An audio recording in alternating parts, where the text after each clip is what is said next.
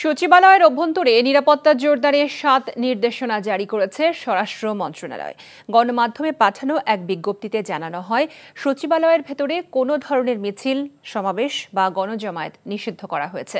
বিভিন্ন মন্ত্রণালয়ের কক্ষে অনুমোদিত কোনো সভা বা কোনো পেশাগত সংগঠনের সম্মেলন বা বৈঠক করা যাবে না। সন্ধ্যা ৬টার পর জরুরি দাপ্তরিক প্রয়োজনে অবস্থান করতে হলে স্বরাষ্ট্র মন্ত্রণালয়কে অবহিত করতে হবে।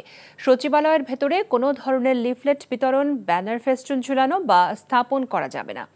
স্বরাষ্ট্র মন্ত্রণালয়ের জননিরাপত্তা বিভাগের নিরাপত্তা শাখার যুগ্ম সচিব জসিমউদ্দিন স্বাক্ষরিত নির্দেশাবলীতে বলা হয়, দেশের প্রশাসনের প্রাণকেন্দ্র হিসেবে সচিবালয়ের প্রতিটি ভবনের নিরাপত্তার বিষয়টি অত্যন্ত গুরুত্বপূর্ণ।